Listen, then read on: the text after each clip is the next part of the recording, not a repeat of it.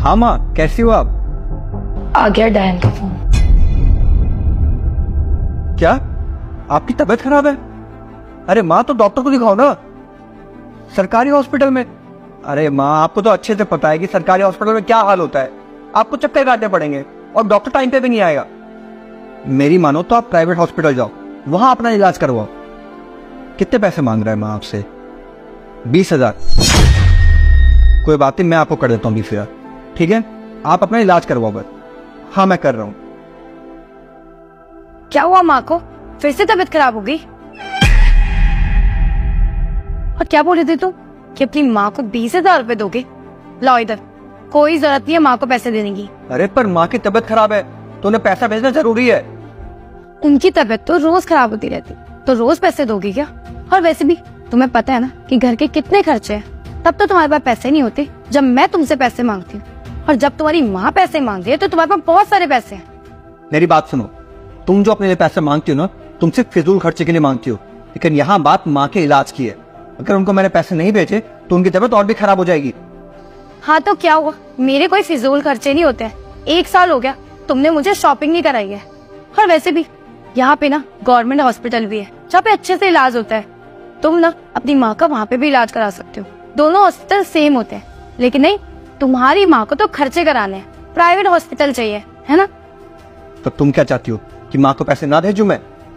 बस मैं इतना चाहती हूँ कि तुम माँ को पैसे मत दो, क्योंकि हमारे घर की हालत बिल्कुल भी ठीक नहीं है। और अगर तुमने पैसे दिए ना तो मुझसे बुरा कोई नहीं होगा, मैं कह रही हूँ। ये लो अपना फोन और माँ को फोन करके बोल दो। हेलो। हाँ माँ, मुझे माफ करना, मेरे पास पैसे नहीं है, मैं आपको पैसे नहीं दे सकता। हाँ, वो मेरी थोड़ी फाइनेंशियल कंडीशन ठीक नहीं है, इस वजह से नहीं भेज सकता। सॉरी माँ। मिल गई शांति तुम्हें? मना कर दिया मैंने माँ को।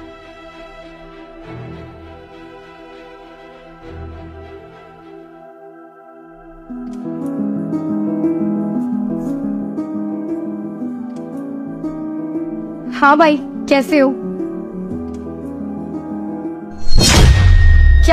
क्या हुआ माँ को? वो ठीक तो है?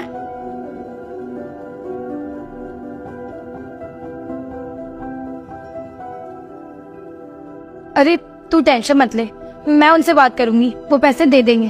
तू बस माँ का ध्यान रख। Okay, bye.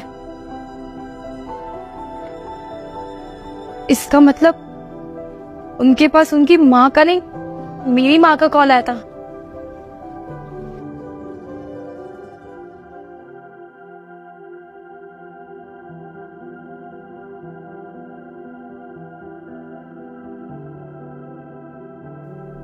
सुनो, जो कॉल आया था वो मेरी माँ का कॉल आया था।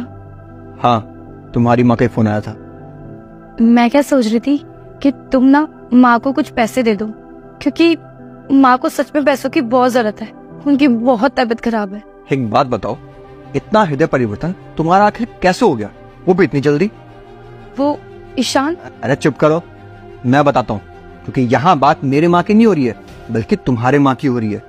अभी जब थोड़ी देर पहले तुम्हें लगा कि मेरी माँ की तबीयत खराब है तो तुमने मुझे इतने बहाने दिए कि पैसे नहीं भेजने, लेकिन अब जब तुम्हें पता चला कि यहाँ तो तुम्हारी माँ की तबीयत खराब है तो तुम कह रहे हो कि पैसे भेज दो। अब कहाँ आगे तुम्हारी बातें कि फाइनेंशियल कंडीशन ठीक नहीं है, हमारे घर के हालात अच्छे नहीं है, तुम्हारे लिए मैं पैसे नहीं देता हूँ, तुम माँ के लिए नहीं भेजने चाहिए। तो माँ को नहीं भेजना चाहिए ना मुझे पैसे, तो नहीं भेजूंगा मैं। ईशान, ऐसा कुछ भी नहीं है, मैं ऐसा कुछ भी नहीं सोच रही थी, वो बस मैंने बोल दिया। मैं बिल्कुल सही समझ रहा हूँ, तुम्हारे लिए अपनी माँ तो बहुत कुछ है, लेकिन जब मेरी माँ की बात आती है तो पैसे नहीं भेजने। क्यों? तुम्हारी माँ बहुत इंपॉर्टेंट है और मेरी माँ कुछ भी नहीं। मेरी एक बात कान खोल के सुन लो, मेरे पास फूटी कौड़ी नहीं देने के लिए, समझी? देखो ईशान, तुम शांत हो जाओ, मैं तुमसे माफी मांगती हूँ। मैं मानती हूँ कि मैंने जाने अनजाने में बहुत कुछ बोल दिया, लेकिन तुम्हें तो पता है ना कि माँ की कितनी तबीयत खराब है और घर में कमाने वाला कोई भी नहीं है, भाई भी छोटा है। प्लीज तुम पैसे दे दो कुछ, ताकि माँ का इलाज हो सके। मेरी बात सुनो, मेरे पास एक फूटी कौड़ी नहीं है, समझी? लेकिन ईशान, मेरी बात तो सुनो। ईशान,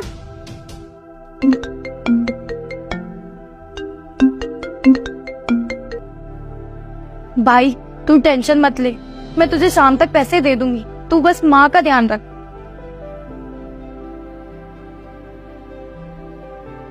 क्या? सच में? अरे ये तो बहुत अच्छा हुआ। तू माँ का ध्यान रख, मैं तुझसे करती हूँ बात।